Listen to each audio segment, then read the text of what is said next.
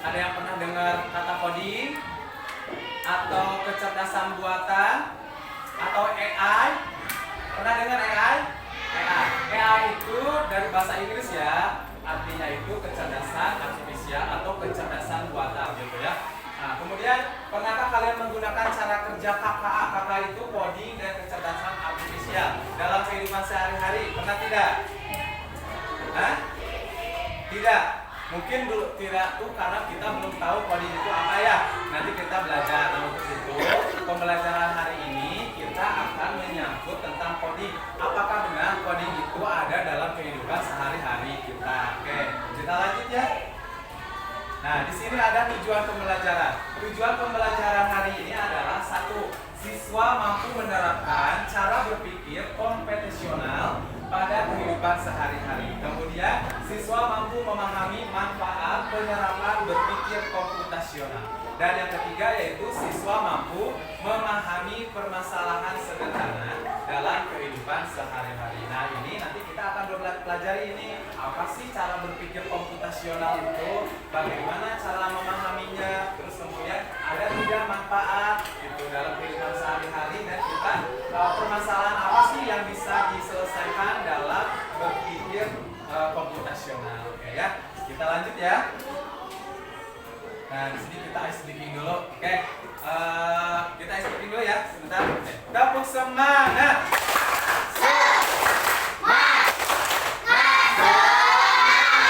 Oke, semangat satu. Tepuk semangat dua.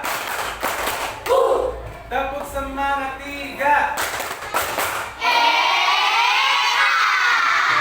Tepuk satu. Tepuk dua. Tepuk tiga. Tepuk empat. Tepuk lima. Oke. Nah, kalian sudah tahu belum? Tepuk 7 kebiasaan anak Indonesia hebat? Oke, coba. Tepuk 7 kebiasaan anak Indonesia hebat. Bangun pagi, teman belajar, makan sehat dan bergizi. Ayo bermain, tak lupa istirahat. Aku adalah anak Indonesia hebat. Tepuk tangan semuanya. Kita lanjut ya.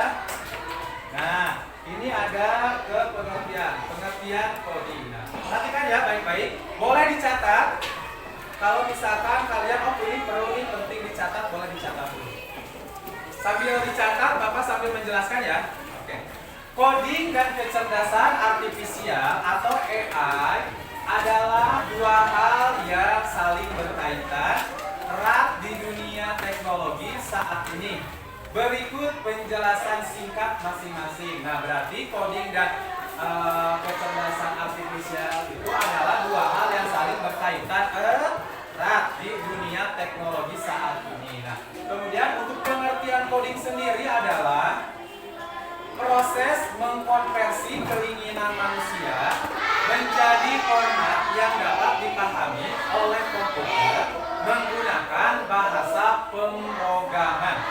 Nah, dari coding itu adalah proses mengonversi keinginan manusia menjadi format yang dapat dipahami oleh komputer menggunakan bahasa pemrograman. Jadi coding itu lebih ke program-program kayak gitu yang ada di komputer.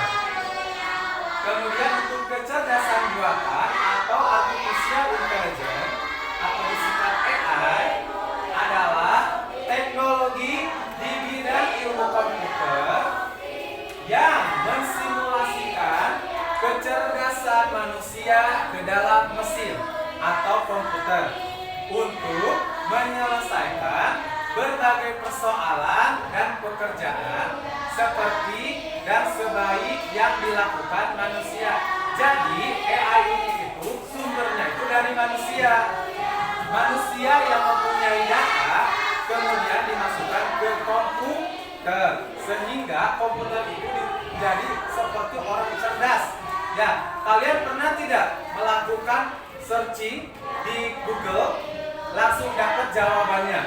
Nah, itu jadi kalau misalkan si Google itu tidak ada perintah dari kita, si Google itu tidak akan mencari apa yang kita inginkan.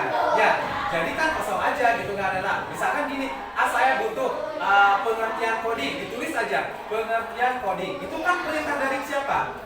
Dari manusia atau dari kita. Nah, kita tulis di Google-nya misalkan pengertian coding adalah enter aja. Nah, otomatis kan nanti keluar tuh data-datanya. Nah, itu kecerdasan buatan itu. Jadi yang membuat itu adalah manusia, memasukkan data ke dalam program atau komputer sehingga disebut dengan kecerdasan buatan. Itu buatan siapa?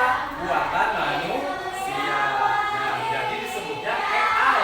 AI itu Artificial Intelligence atau bahasa Indonesia kecerdasan buatan. Kita lanjut. Sampai mana baru sampai? Menurut salah satu ahli, ini ada ahlinya juga nih. Menurut Russell dan Norvig pada tahun 2010 mendefinisikan bahwa K itu apa? Kecerdasan artifisial sebagai studi tentang agen cerdas yang mampu menerima persepsi dari lingkungan dan mengambil tindakan. Agen seperti manusia, agen tersebut dapat melakukan proses berpikir seperti manusia. Nah, atau bahasa Inggrisnya itu thinking humanly. Kemudian bertindak seperti manusia atau acting humanly. Kemudian berpikir secara rasional atau thinking rationally. Dan bertindak secara rasional atau acting. Nah, di sini pemahaman literasi kecerdasan artifisial atau KA bagi peserta didik mencakup beberapa aspek penting yang harus dikuasai untuk menghadapi era digital dengan lebih baik. Nah, peserta didik perlu memahami dasar-dasar konsep KA atau kecerdasan artifisial serta bagaimana sistem KA beroperasi, termasuk proses pembelajaran mesin dan teknik-teknik yang digunakan. Ini menurut UNESCO tahun 2021. Nah, di sini ada tabel framework KA untuk peserta didik. Nah, di sini ada aspek kompetensi. Aspek kompetensinya apa saja? Yang pertama, pola pikir berpusat ke manusia. Kemudian yang kedua, etika KA. Yang ketiga, teknik dan aplikasi KA. Dan yang keempat, sistem desain KA. Aspek kompetensi ini memiliki 3 progression level. Yang pertama ada memahami, yang kedua mengaplikasi, yang ketiga mengkreasi. Nah, jadi etika itu kalian pernah tidak mengambil foto, mengambil video dari internet? Pernah tidak? Nah, kalau misalkan pernah, kalian itu harus beretika. Beretika itu dalam arti kita harus mencantumkan sumber. Sumbernya itu dari mana? Kan yang mengupload video, yang mengupload gambar di internet itu kan pasti ada sumbernya. Nah, itu kalau kita mengambil foto atau video dari internet, ditulis di bawahnya sumber. Sumbernya itu tulis dari mana? Gitu. Nah, Bapak jelaskan. Berpikir komputasional berarti peserta didik memiliki kemampuan kemampuan berpikir yang dapat menyelesaikan permasalahan ataupun persoalan sehari-hari dengan menggunakan teknik ilmu komputer. Nah, jadi di sini tuh kemampuan kalian untuk berpikir yang dapat menyelesaikan permasalahan atau persoalan sehari-hari menggunakan teknik ilmu komputer. Jadi seolah-olah kita tuh sebagai komputer, tapi padahal kita sebagai manusia. Tapi cara berpikirnya itu kayak komputer. Oke, komputasional atau teknik ilmu komputer. Bapak tulis di sini ya, biar nggak terlalu ini. Yang penting-pentingnya saja. Berpikir komputasional. Nah.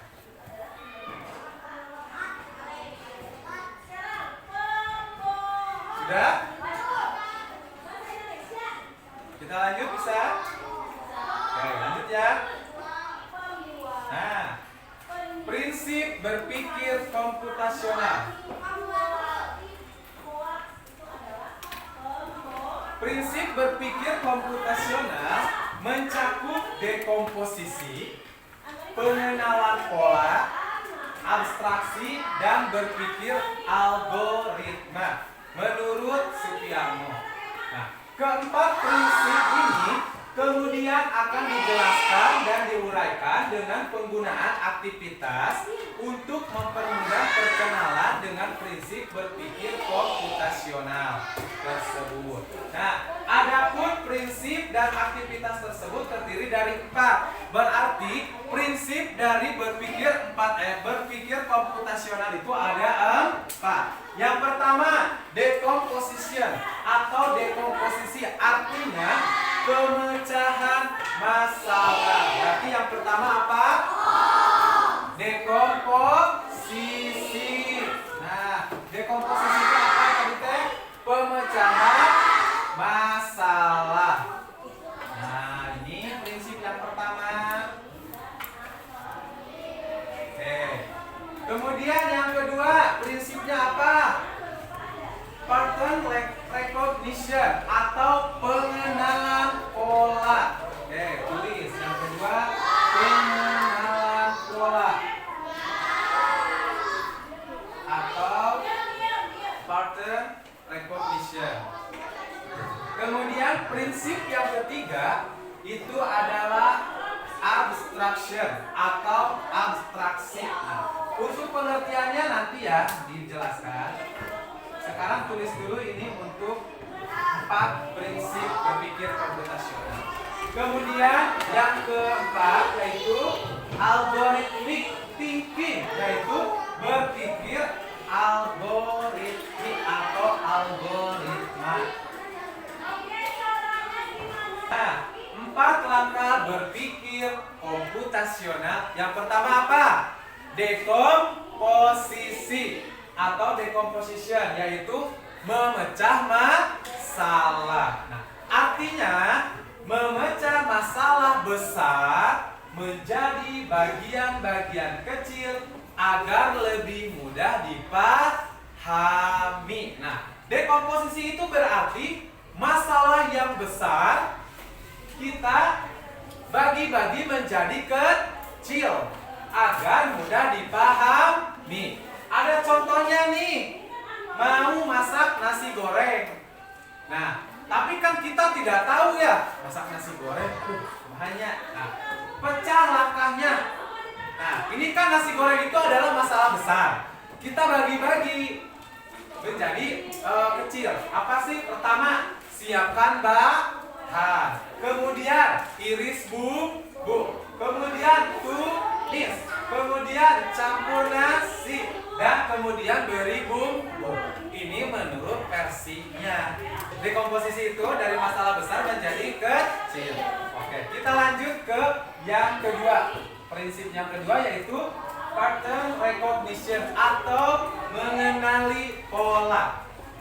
Ya, artinya menemukan pola atau kemiripan dari masalah yang pernah terjadi Jadi, contohnya nih, setiap kali hujan deras, selokan meluap. Nah, berarti yang mirip itu apanya? Hujan. Kalau hujan pasti basah tidak?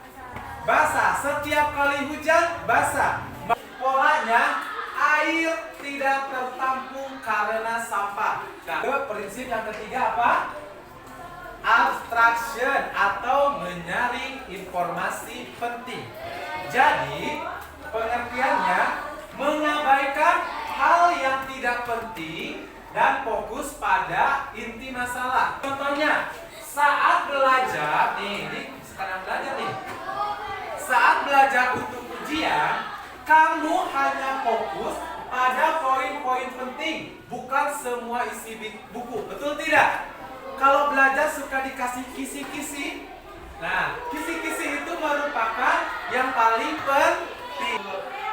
Kita lanjut, satu lagi, yaitu apa? Algoritma atau membuat langkah solusi. Nah, ini gampang. Menyusun langkah-langkah sistematis untuk menyelesaikan masalah. Nah, jadi misalkan cara mengunci rumah. Cara mengunci rumah itu ada tata caranya. Yang pertama apa? Matikan lampu. Yang kedua, tutup pintu. Kemudian kunci pintu. Kemudian mengecek ulang dan kemudian berangkat. Nah, algoritma itu lebih ke langkah-langkahnya. Misalkan langkah-langkah membuat jus, berarti masukkan dulu buah ke dalam blender, kemudian tambahkan apa, kemudian tambahkan apa, setelah itu baru dicolok listrik dan ditekan tombol on ya untuk memblendernya. Nah, seperti itu algoritma itu langkah-langkahnya. Sudah paham? Sudah ya. Kalau dekomposisi itu tadi apa? Dari masalah besar menjadi kecil agar paham. Yang kedua teh apa tadi? Pattern recognition tuh pengenalan pola. Jadi polanya apa aja yang selalu terjadi lagi-lagi itu adalah pengenalan pola. Kemudian yang ketiga tadi apa? Abstraksi itu mengabaikan hal-hal yang tidak penting. Fokus ke inti masalah. Nah, yang keempat adalah algoritma, yaitu langkah-langkahnya dalam suatu kegiatan. Contoh dalam kehidupan sehari-hari. Contohnya itu adalah masalahnya nih, terlambat ke sekolah setiap pagi. Jadi si anak itu punya masalah keterlambatan sekolah. Kita berpikir komputasional. Nah, yang pertama apa? Decomposition atau memecah masalah. Coba. Terlambat sekolah itu karena apa? Telat karena bangun siang. Kemudian sarapannya lama dan lupa siapin buku. Nah, sekarang mengenal polanya seperti apa sih kalau misalkan dalam terlambat sekolah itu? Berarti ini sering terjadi di hari Senin dan Jumat. Apa sih abstraksinya? Abstraksinya itu fokus ke penyebab utama. Berarti apa? Bangun siang. Kalau kita tidak bangun siang, atau bangun pagi, kita akan terlambat sarapan tidak? Tidak ya. Kemudian kita akan lupa tidak sama buku? Tidak kan? Karena kita bangunnya lebih awal. Kemudian ada algoritma. Algoritma itu apa? Langkah-langkah. Ini langkah-langkah agar tidak terlambat. Pertama, pasang alarm.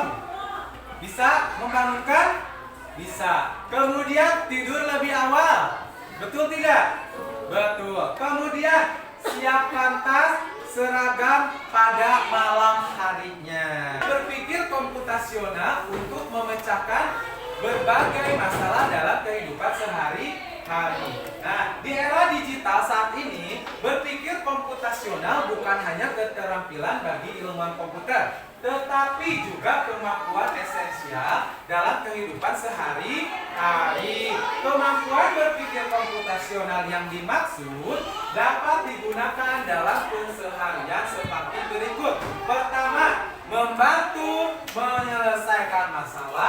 dengan lebih mudah. Tadi teh ada komposisi dari masalah besar menjadi masalah kecil. Oke. Yang kedua, membantu membuat keputusan yang lebih baik. Ya, betul. Yang ketiga, mengajarkan cara berpikir kreatif dan terstruktur. Kemudian, membantu menghemat waktu dan lebih efisien. Yang kelima yaitu membantu beradaptasi dengan teknologi. Nah, kalau dengarkan dulu, lihat dulu video animasi mengenai berpikir komputasional. Silahkan disimak ya. Nah, kayak Bapak ini Bapak ambil dari YouTube, tapi Bapak di sumbernya ditulis karya siapa. Ini karya Dwi Wahyu Widyastuti, itu dari YouTube. Jadi gitu ya etikanya, apapun yang kita ambil dari internet harus sumbernya dituliskan, dicantumkan. Perhatikan ya.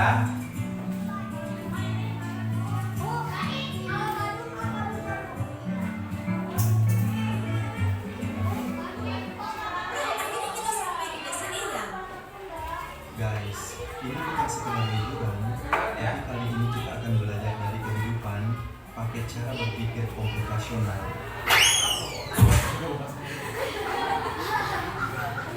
Udaranya segar banget, indahnya desa ini. Sejauh mata memandang terhampar hijaunya sawah. Didengarkan baik-baik.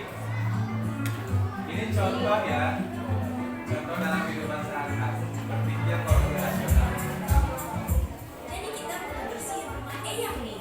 Gimana kalau kita bagi tugas aja Nah, supaya lebih cepat? masalahnya berarti membersihkan Tapi rumah kita mulai Eyang. dari mana dulu? Nah, Aku bakal sapu debunya, Nah, terus dibagi-bagi. ke lantai, dan ada beresin buku-buku di rak ya. Dekomposisi artinya memecah masalah besar menjadi bagian-bagian kecil yang lebih mudah dikerjakan. tapi ya, membersihkan rumah itu berarti harus dibagi-bagi. Ada mengepel, ada menyapu, Tapi gitu. kok susah banget ya dapetnya? Sabar, coba perhatiin dulu. Ini pengenalan pola yang kedua, prinsip yang kedua. Lihat, ada bayangan pohon besar di situ, pasti banyak ikan di bawahnya. Jadi harus sabar dan perhatiin pola alam ya. Pengenalan pola adalah mengenali kemiripan atau pola dari masalah yang kita temui. Nah, ini polanya nih, dengarkan. Wah, ada banyak pohon di sini. Gimana caranya nyari yang paling pas? Kita cari pohon mangga yang udah makan aja. Jangan terlalu banyak mikirin yang belum berbuah. Jadi kita abaikan aja pohon yang belum berbuah. Fokus Abaikan. yang penting. Jadi fokusnya ke yang buah aja, Itu yang namanya buahan. abstraksi. Kita hanya memilih informasi yang relevan. Abstraksi artinya menyaring informasi yang penting dan mengabaikan hal yang tidak relevan. Mencari yang penting saja. Oke, sekarang kita buat jus mangga. Ada langkah-langkahnya Ini yang nih. prinsip yang keempat, algoritmanya, langkah-langkahnya. 2, potong 3, masukkan ke blender 4, tambahkan gula dan air 5, saring dan sajikan. Algoritma adalah langkah-langkah. Tulis ya. Penjelasan mengenai konsep IPO. IPO itu singkatan. Konsep masukan atau input, proses luaran atau output, atau disingkat jadi IPO. Penjelasannya pertama, input atau masukan. Data atau informasi yang dimasukkan ke dalam sistem. Contohnya nih, kita pernah naik lift tidak? Ada yang pernah? Oke. Contoh dalam kehidupan sehari-hari, ini contohnya. Menekan tombol lift untuk memilih lantai. Yang kedua adalah proses. Adalah sistem memproses input. Nah, dari tadi ya, dari ditekan tombol ya, berdasarkan aturan yang sudah ditentukan. Contoh dalam kehidupan sehari-harinya. Lift menghitung lantai tujuan dan menggerakkan kabin. Sarannya atau output, artinya hasil akhir setelah proses dijalankan. Jadi akhirnya apa sih yang kita dapatkan gitu ya. Contoh dalam kehidupan sehari-hari tadi yang naik lift itu, lift berhenti di lantai yang dipilih. Pelajaran plug dan unplug. Plug menggunakan perangkat teknologi seperti komputer, tablet, atau aplikasi untuk mengajarkan konsep berpikir komputasional. Contohnya, Scratch. Unplug-nya tidak menggunakan perangkat elektronik, tetapi tetap mengajarkan konsep komputasional melalui aktivitas fisik dan permainan. Nah, contohnya tadi menyusun langkah-langkah membuat roti lapis. Sekarang kita mulai ke LKPD. Nah, di sini LKPD-nya itu mata pelajarannya coding dan kecerdasan artifisial.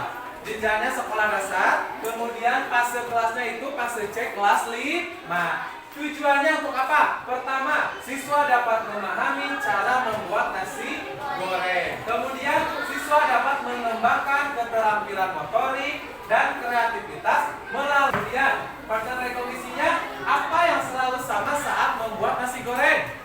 Ya, kemudian abstraksinya fokus hanya pada langkah inti. Kemudian algoritmnya itu buat petunjuk urutan membuat nasi goreng. Mengerti? Oke, Bapak akan bagikan LKPD-nya tuh. Ini udah ada alat dan bahannya. Nah, gitu ya. Ini dibagi ke dalam 6 atau 7 kelompok. Sebelum mengerjakan nanti ada video dulu ya, bentar. Di sini ada alat dan bahan. Ini namanya alat atau bahan? Bahan. Kalau ini mak katanya. Banyak banget tuh yang bekas nasi goreng. Mak jadi bingung soalnya resep nasi goreng tuh banyak Video banget. animasi ya. Sebenarnya tumpuan jemuran mak yang belum disetrika. Yaudah kalau gitu ayo kita bikin yang gampang dulu yuk. Nasi goreng sat-sat. Alam. Pertama siapin bahan-bahannya dulu. Kalau emak sukanya ada yang crispy tipis-tipis gitu mak di tengah makan. Jadi mak Ini harusnya alat dan bahan yang digunakan tuh mau yang mana? Kamu tahu kan ini nama-namanya? Nah, langsung ditulis. Misalkan di sini alat, aja, terus bahan. Nah, tepuk tangan untuk kelompok yang maju ke depan. Silakan dipresentasikan dengan pembukaan Assalamualaikum, kemudian nama kelompok, kemudian nama anggota. Oke, bertepuk tangan dulu. Silakan kelompoknya. Assalamualaikum warahmatullahi wabarakatuh. Waalaikumsalam warahmatullahi wabarakatuh. Yang telah kita pelajari hari ini, coding adalah coding dan kecerdasan artifisial merupakan dua elemen yang saling berkait dan berperan penting dalam kemajuan teknologi modern. Coding adalah dasar dalam menciptakan sistem dan aplikasi digital, termasuk dalam pengembangan AI. Sementara itu, kecerdasan artifisial memungkinkan mesin untuk belajar berpikir dan mengambil keputusan secara mandiri berdasarkan data. Perkembangan AI sangat bergantung pada kemampuan pemrograman untuk menulis algoritma yang efisien dan mengelola data dan membangun model pembelajaran mesin. Di sisi lain, AI juga membantu menyederhanakan proses coding melalui otomatisasi, deteksi kesalahan, dan pengoptimalan kode. Keduanya bersama-sama mendorong inovasi di berbagai bidang seperti kesehatan, pendidikan industri, dan transportasi. Dengan sinergi antara coding dan AI, masa depan teknologi menjadi lebih cerdas, efisien,